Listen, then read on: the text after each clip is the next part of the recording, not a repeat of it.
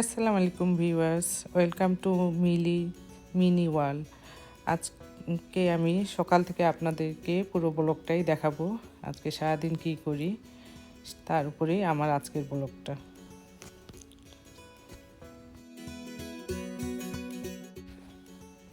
আজকে আমার বড় মেয়ে সুবাইতা আসতেছে, তো এই যে ওর রুমটা আমি সুন্দর করে সকালে উঠে গুছিয়ে রেখেছি। তো আমি আসলে অনেক এক্সাইটেড, আজকে বিয়ের পরে জামাইয়ের ওখান থেকে আসতেছে, তো অনেক হ্যাপি। এই তো ওর রুম আমি ক্লিন করে রেখেছি। এখন নিচে চলে যাব, সকালে ব্রেকফাস্ট শেষ করে ওর জন্য ওর পছন্দের খাবার রান্না করব। তো দেখতেই থাকুন আমার আজকের ব্লগটা।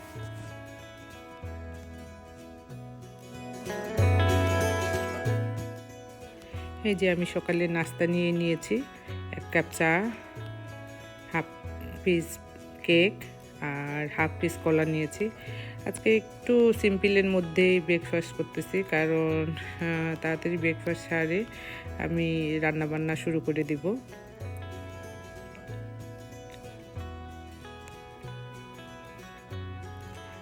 আর আমি নাস্তা করার সময় সব সময় এয়ার আমার পাশেই থাকবে।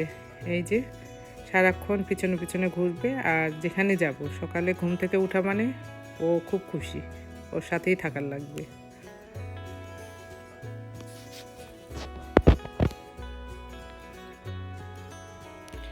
এখন ব্রেকফাস্ট অলমোস্ট শেষ করতেছি, তো তারপরে রান্নায় চলে এলাম। তো রান্নায় আজকে যেটা করব, আমার মেয়ের এই যে টমেটো ডাল খুব পছন্দ, এর জন্য আমি 3টা টমেটো নিয়ে নিয়েছি। আর পর্যাপ্ত পরিমাণের পানি দিব টমেটোতে, কারণ হচ্ছে সিদ্ধ করার সময় এটা যেহেতু ডাল করব এই জন্য। তো এটা আসলে আমাদের উত্তরবঙ্গে টমেটো টকও বলে, তো এর জন্য 2টা কাঁচামরিচ দিয়ে দিলাম। এখন একটু হলুদ দিব,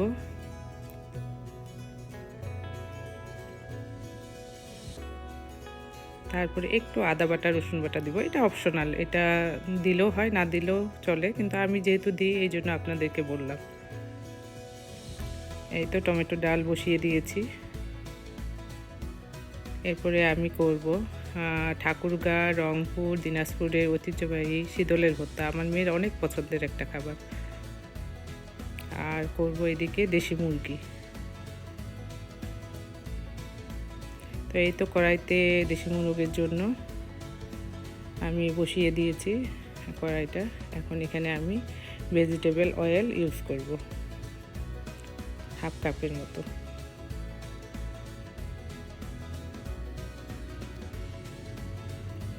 এরপরে এখানে কেটে রাখা পেঁয়াজগুলো দিয়ে দিলাম।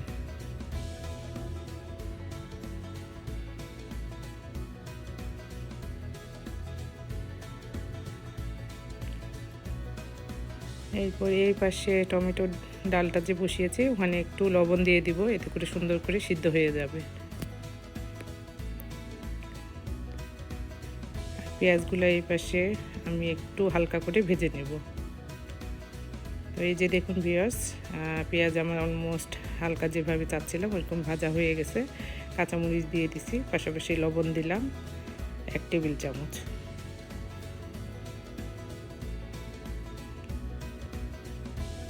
আর এখানে হাফ চামচ হলুদ দিয়ে দিলাম।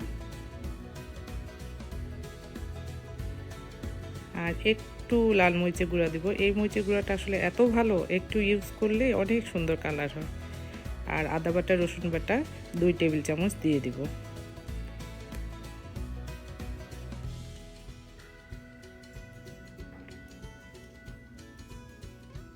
এই তো একটু নেড়ে চেড়ে এখন মাংসটা দিয়ে দিব আমি এখানে। মাংসটা একটু নেড়ে হাফ কাপের মতো পানি অ্যাড করব, করে এটা সিদ্ধ করার জন্য রেখে দেব।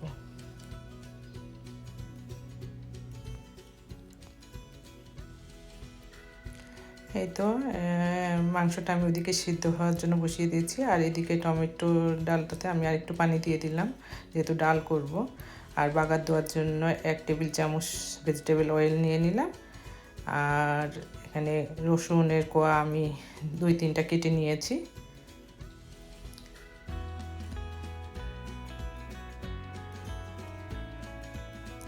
তো এইটা ওই যে টমেটো ডালটাতে দিয়ে দিব। আর এদিকে মাংসটাও একটু চেক করে নিচ্ছি। তো এখানে নেড়ে চেড়ে আমি এখন একটু গরম মশলার গুঁড়ো অ্যাড করব, যেহেতু পানি কমে এসেছে মাংসটার। 2 চামচের মতো গরম মশলা অ্যাড করলাম।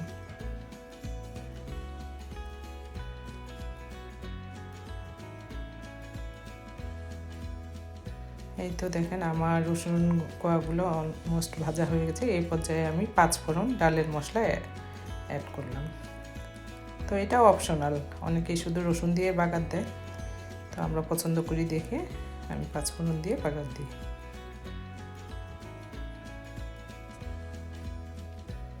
এই যে দিয়ে দিব।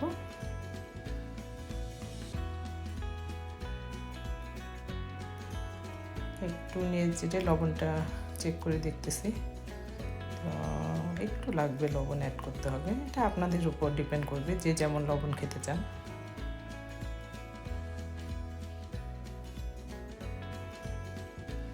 এই তো মাংসটা আমার অলমোস্ট ভুনা হয়ে গেছে।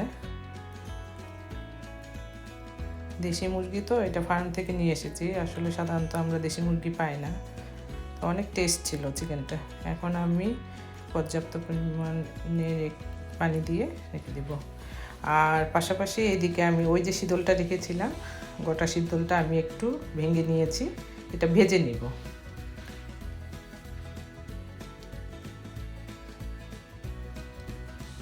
এটা ভেজে নিব আমি ভালো করে। ভাজার জন্য কড়াইতে দিয়ে দিলাম। আর পাশাপাশি আমি এখানে ফ্রোজেন রসুন প্রায় 20-40টার মতো কোয়া নিয়েছি, আর 20টার মতন কাঁচামরিচ নিয়েছি। এটাও আমার লাগবে ভর্তার জন্য। তো আমি আস্তে আস্তে ভেজে নিব। আপনাদের খেয়াল রাখতে হবে, এই জিনিসটা একটু স্লো ফ্লেমে করা ভালো, কারণ পুড়ে গেলে তিতা হয়ে যায় শীতল। তো আস্তে আস্তে আমি ভেজে নিব।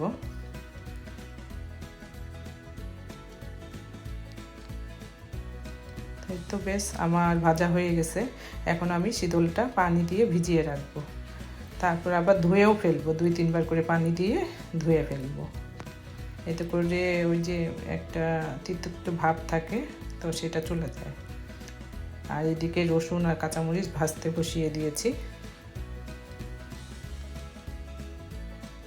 এই যে আমার হয়ে গেছে, আমি শীতলটা ধুয়েও নিয়েছি, আর পাশাপাশি রসুন কাঁচামরিচ ভেজে নিয়েছি। এখন এটা আমি হ্যান্ড উইক্সের মাধ্যমে ব্লেন্ড করে নিব।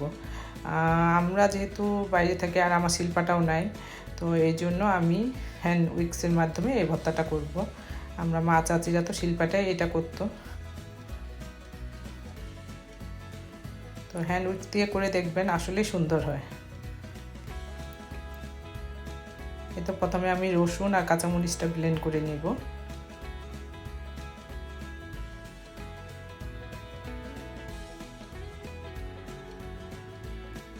এই যে হয়ে গেছে, দেখুন কি সুন্দর হয়ে গেছে। তো এখন এই পর্যায়ে আমি ওই যে শীতলটা ধুয়ে রেখেছিলাম সেটা দিয়ে দিব।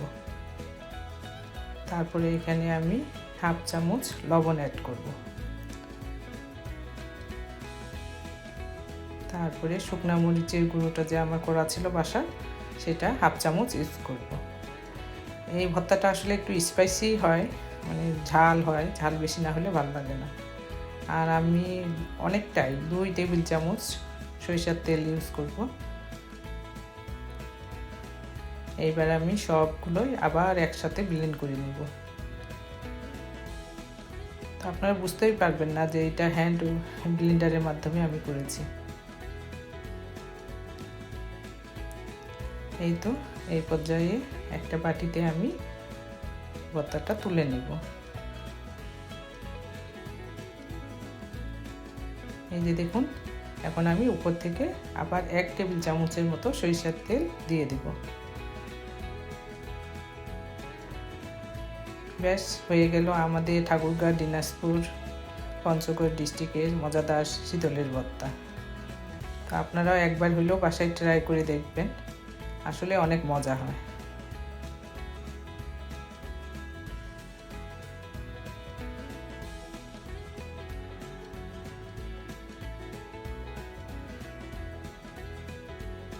এই তো এই পাশে আমার চিকেনটাও অলমোস্ট হয়ে এসেছে, আর পাশাপাশি ভাতও বসিয়ে দিয়েছি। মোটামুটি সব কিছু রান্না আমি কমপ্লিট করে ফেলেছি। কিচেন কাউন্টারটাও ক্লিন করে নিয়েছি।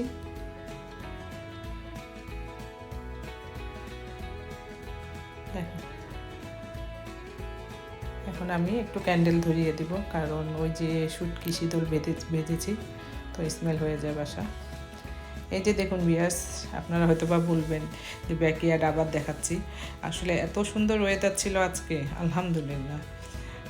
65 টেম্পারেচার ছিল।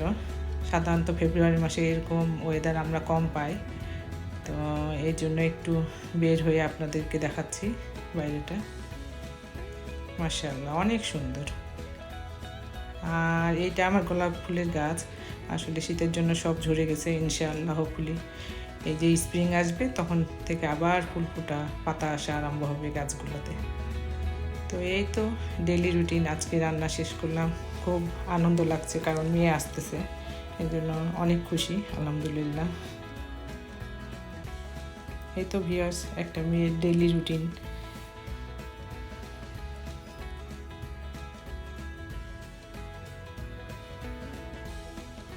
এই তো এখন সব কিছু শেষ করে, নামাজ কালাম শেষ করে ছোট মেয়েকে আনতে যাব স্কুলে।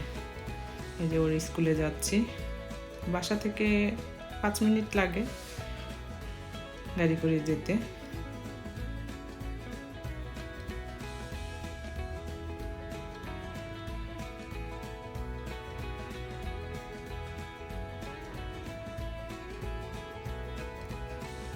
এই যে সাফিয়া স্কুল থেকে এসেছে, ও জানে না যে ওর বোন আজকে আসবে।